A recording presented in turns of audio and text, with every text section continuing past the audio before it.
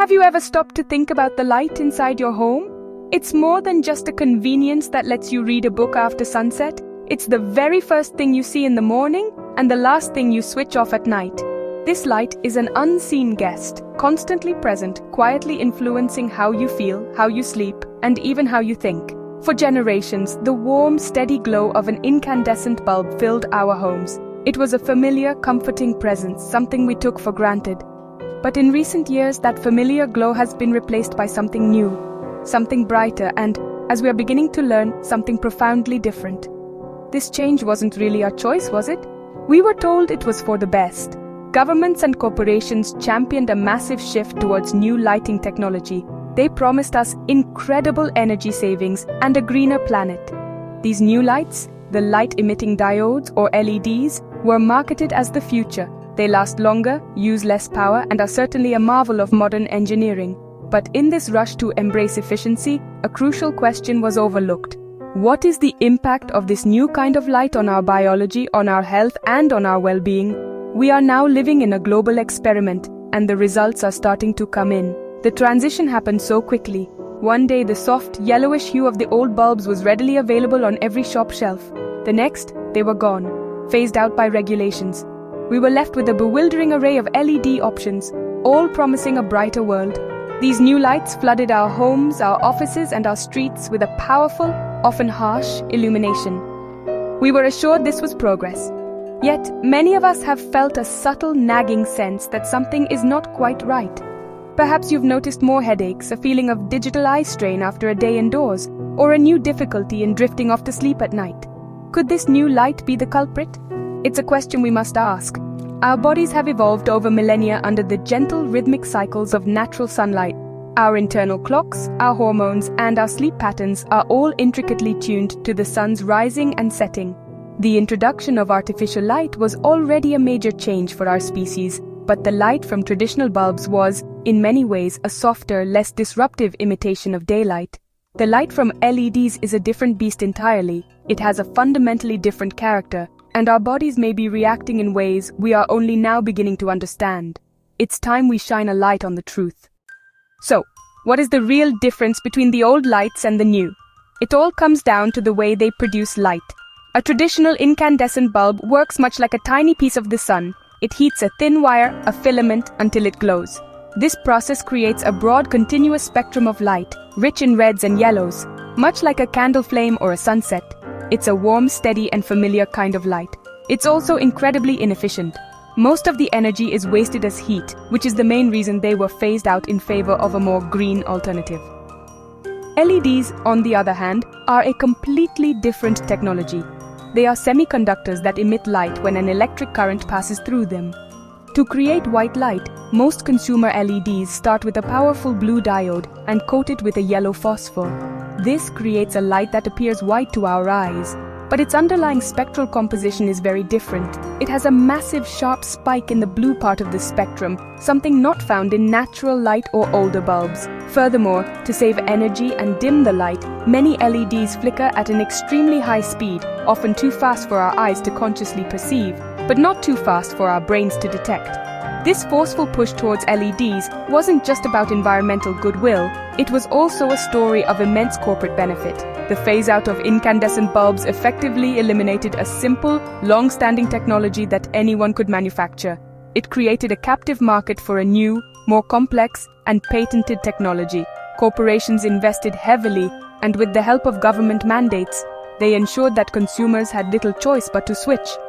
We lost the freedom to choose the kind of light we wanted in our own homes. The focus was on lumens per watt, a measure of efficiency, while the quality of light and its impact on human health were largely ignored in the marketing messages. The result is that our indoor environments are now dominated by a light that is spectrally unbalanced and often unstable. While our old bulbs provided a gentle, unwavering glow, many LEDs subject us to a constant, subliminal strobe effect and a diet of light that is unnaturally high in blue wavelengths. Think of it as the difference between a balanced meal and a diet of pure sugar. While the energy is there, the nutritional quality is severely lacking. We were sold a promise of efficiency, but we may be paying a hidden price with our health, our sleep, and our daily comfort. The science on this is becoming disturbingly clear, and it centers on that powerful spike of blue light. Our bodies have a master clock located in the brain called the suprachiasmatic nucleus. This internal clock governs our sleep-wake cycle, hormone release, and countless other bodily functions. It takes its cues directly from light detected by special cells in our retinas. These cells are particularly sensitive to blue light. For thousands of years, the only significant source of intense blue light was the morning and midday sun. It was nature's signal to our brains. It's daytime. Be alert, be active. The problem is, LEDs deliver this wake-up signal all day long, and most critically, long after the sun has set. When our eyes are exposed to this blue-rich light in the evening, our brain gets a powerful, confusing message. It thinks it's still daytime. In response, it suppresses the production of a crucial hormone called melatonin. Melatonin is often called the hormone of darkness. Its release tells our body it's time to wind down and prepare for sleep. Research, including studies published in journals like the Journal of Clinical Endocrinology and Metabolism, has shown that exposure to blue light from screens and LED lighting at night can significantly delay and reduce melatonin secretion, leading to trouble falling asleep, poor sleep quality, and next-day fatigue. The impact doesn't stop with sleep. Our eyes are also under siege. The high-energy blue light waves scatter more easily than other colors, creating a visual noise that can reduce contrast and contribute to digital eye strain. Think of the glare from a bright, cool white LED.